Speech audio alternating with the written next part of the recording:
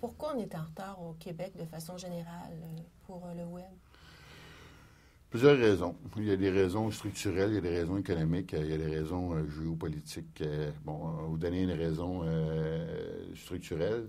Au Québec, on a fait des investissements massifs dans ce qu'on appelle les mainframes. Ce sont des gros systèmes informatiques, des gros ordinateurs. Fait que là, à un moment donné, quand on a investi des dizaines de millions, voire des centaines de millions de dollars là-dedans, il faut justifier ces équipements-là. Un autre problème, c'est que l'écoute des grandes entreprises, bien souvent, ils donnent aux intégrateurs à 3 lettres, les grosses firmes d'informatique, qui, eux, ne font pas vraiment d'argent avec le web. Fait qu'ils n'ont pas intérêt à en parler bien. Ils font plus d'argent avec les systèmes comptables, les systèmes de gestion d'entreprise en arrière. Ou aux firmes de communication qui font du gros n'importe quoi. Une autre problématique, c'est qu'au Québec, on a mis beaucoup d'argent dans le béton, peu d'argent dans le brain. On a fait la cité du commerce électronique, la cité du multimédia, mais on n'a pas fait les investissements dans le transfert des connaissances qui allaient avec. Okay. Un autre problème, puis vous le savez, vous êtes en région, on est une des places à la planète où on paye le plus cher pour des liens Internet à une vitesse absolument scandaleuse et pour des liens cellulaires. Et on sait qu'on parle de plus en plus d'économie de la connaissance. Bien, les tuyaux de cette connaissance-là, c'est les liens Internet et c'est les liens cellulaires. En plus du fait que l'équipement qu'on a au niveau cellulaire, c'est le moyen puis le bas de gamme. On a des cochonneries que le reste de la planète ne veut pas. C'est ça qu'on nous vend ici. Scandaleux. On se fend la gueule à dire que 80 des foyers du Canada sont sur la haute vitesse. Ce qu'on définit comme la haute vitesse, c'est 1,5 mégabits seconde, qui est un petit peu plus vite que le ADSL. Aux États-Unis, à la haute vitesse, eux autres, ils définissent ça à 4 mégabits seconde. Puis en Corée, ils définissent ça à 92 mégabits seconde. Nous autres, on est à 1,5. On s'entend-tu qu'on ne peut pas se péter les bretelles?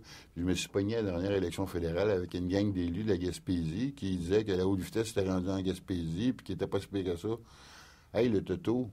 Si la haute vitesse est rendue au conseil municipal et à la bibliothèque de ta ville, ça ne veut pas dire qu'elle est rendue dans ta ville, ça, là. Non, les gens dans dans le fond de son rang, là, tu l'as-tu l'Internet, là? Non, tu ne l'as pas. Bon, ben, regarde, l'Internet n'est pas rendu, là. Elle est rendue peut-être, là, au conseil municipal, là, mais c'est la seule place où elle est rendue. Puis, c'est quoi cette haute vitesse-là? Bien, ça n'aide pas à faire du développement économique. Ça n'aide pas à développer des applications. On est un des derniers pays de la planète à avoir eu accès à l'iPhone. Mais tu sais, pour développer des applications, tu n'as même pas l'iPhone pour le développer dessus. Tu sais, ça va pas bien. On a besoin d'une politique économique ça serait quoi, numérique. Une solution, c'est que le gouvernement du Québec et le gouvernement du Canada décident de faire une priorité de l'économie numérique. Je vais vous donner un exemple, là. On a un ministère du Tourisme.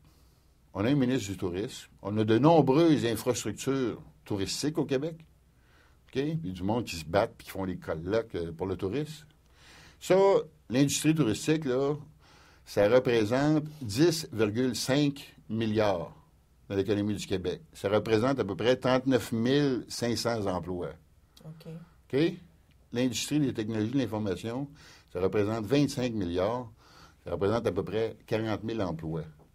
On n'a pas de ministère, on n'a pas de ministre, on n'a pas de politique, on n'a rien. Puis ça, cette industrie-là, 30 est exportée aux États-Unis. On s'entend-tu que peut-être qu'on ne met pas nos œufs dans le bon panier? On s'entend-tu qu'il y a peut-être du monde qui dorme au gaz? Il y a bien des raisons pourquoi on est poche. Il faudrait faire le tournant, le virage assez rapidement, j'imagine, parce que ça évolue rapidement et puis les États-Unis ont beaucoup d'avance. Oui, puis il faudrait faire le virage. À chaque année qui passe, là, on prend du retard. Là, ça fait partie un peu aussi de votre travail, j'imagine, de sensibiliser non, les instances. Non, non, parce que c'est des cheap. Fait que moi, le gouvernement, ils savent tout, eux autres, puis ils ont tout, puis ils veulent pas payer pour. Là, les partis, ils sont tous venus me têter pour que je les aide pendant les élections. Ils veulent tous me payer des scotch, mais quand c'est le temps de savoir quoi faire, ils n'ont plus d'argent. Ah, aide-nous, puis tu ferais de l'argent après qu'on soit élu. Ben oui, le scandale des commandites, ça commençait de même, le toto, tu sais. Fait que non, moi, je ne travaille pas avec le gouvernement. Puis moi, de toute façon, les appels d'offres, là, j'aime pas ça. Ou tu veux travailler avec moi, tu veux pas travailler avec moi, tu as du cash, tu n'en as pas. Si tu n'en as pas, fuck you, il y en a d'autres. Puis il y en a d'autres, heureusement. Parce que je fais du pull marketing, c'est justement du marketing média social. Donc moi, les clients, j'en ai. Et alors, je suis pas... Mais justement, par le web, vos conférences, vos livres, la consultation. c'est la consultation. C'est une façon de sensibiliser oui, le public. Puis évidemment, mes livres, mes population. conférences, c'est sûr que, comme vous le remarquez, je n'ai pas la langue dans ma poche. Et j'ai la critique facile, mais j'ai aussi les observations et les solutions qui viennent avec la critique.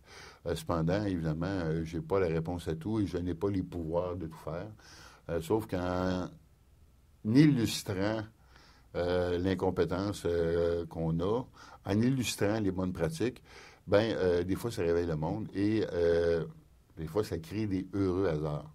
Il n'y a pas longtemps, j'étais en Abitibi pour une conférence. Puis il y avait le Conseil régional des élus. Fait que tous les maires de l'Abitibi étaient dans la salle. J'étais au centre des congrès de Rouen.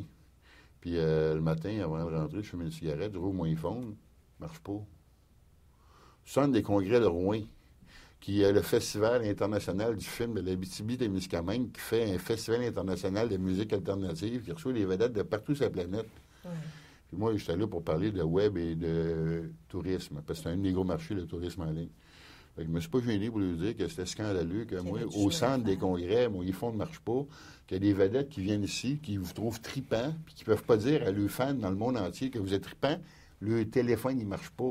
Vous attendez de quoi pour botter le cul de Télébec et lui dire que c'est des crosseurs et qu'il faut qu'ils fassent de quoi? Une semaine après, Télébec, tout d'un coup, ils ont décidé que le 3G arriverait en Abitibi, qui est arrivé 6 mois plus tard. Par hasard. Fait que c'est des heureux hasards. T'sais. Je suis heureuse d'être une créatrice d'heureux hasards. Moi, je passe, je bêche, puis tout d'un coup, il y a des hasards. Alors,